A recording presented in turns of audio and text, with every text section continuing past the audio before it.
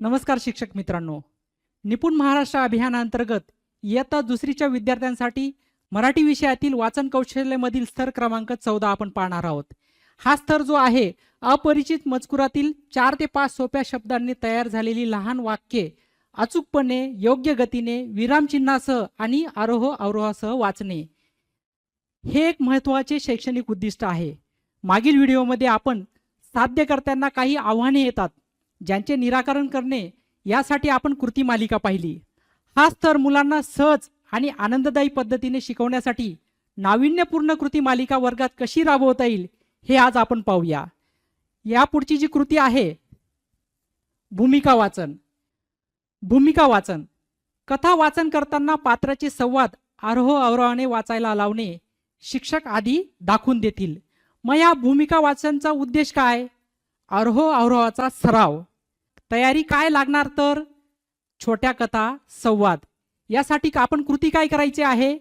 कथा वाचून पात्रांचे संवाद मुलांना वाटून देणे. प्रत्येक जण आपली भूमिका आवाज बदलून वाचतो. या भूमिकेचं हे एक महत्त्वाचा उद्देश आहे. शिक्षकांनी स्वतः एक भूमिका वाचन कृती करून दाखवावी. म्हणजे उदाहरण बघा, हा कुठलं आहे? कथा ससा व कासव. आणि आपल्याला सर्वांना ही कथा माहिती आहे आणि आपण ती विद्यार्थ्यांना आपण ती सांगितलेली पण आहे. तर आपण ही कथा वाचन कशा पद्धतीने केलं जातं ते आपण पाहूया. एकदा ससा आणि कासव जंगलात भेटले. ससा काय म्हणतो बघा, मी खूप वेगाने पळतो, मला कोणीही हरवू शकत नाही. त्याचा आवाज कसा आहे? उच्च आत्मविश्वासपूर्वक आवाजामध्ये ते संवाद करायचा आहे, वाचून दाखवायचा आहे. आता कासव काय म्हणाला बघा. कासवचा संवाद कसा असेल? शांत स्थिर आवाजामध्ये, मी हळू पण थांबता चालतो. आता त्यानंतर ससा काय म्हणेल बघा. ससाचा संवाद कसं वाचन करायचं आहे? तो पण उत्साही आवाजात आपण वाचन करायचंय त्याचं. चल आपण दोघं शर्यत लावूया.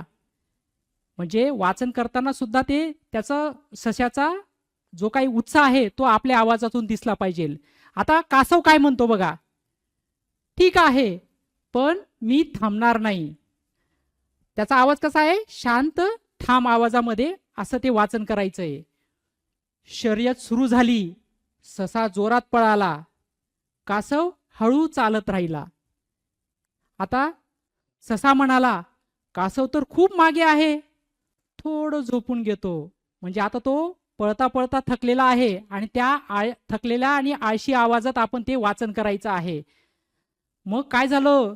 ससा काय केला? थोडा झोपी गेला. ससा झोपला, कासव मात्र थांबला नाही. तो हळूहळू चालत पुढे गेला आणि शेवटी ध्येयावर पोचला. आणि त्यानंतर कासव ध्येयावर पोचल्यानंतर कासव काय म्हणतो? मी जिंकलो. अशा आनंदी आवाजात तो बोलतो. आणि त्यानंतर बघा ससा घाबरून उठतो. अरे मी हरलो. एकदम त्याला आश्चर्य झालं आणि तो नाराज झाला. असं हावभाव आणि तसं वाचन संवाद आपण ते करायचं आहे. शेवटचा बोध, हळू चालला तरी चालेल पण थांबू नये. शिक्षकांनी भूमिका वाचन कृतीद्वारे पात्रांचे संवाद आरोह अवरोहाने स्पष्ट करून देता येतील. त्यानंतर विद्यार्थ्यांचा सहभाग आपल्याला कसा घेता येईल?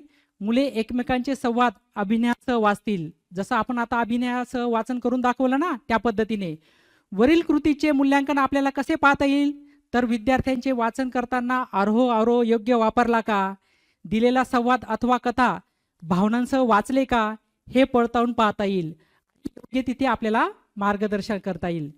अशा पद्धतीने विविध कृतींच्या माध्यमातून वाचन कौशल्य अंतिम स्तर साध्य करू शकतो. आपले विद्यार्थी आणि शाळा निपुण करू शकतो. तर चला एकत्रित प्रयत्नातून आपल्या मुलांना निपुण, आत्मविश्वासू आणि सक्षम बनवूया. धन्यवाद.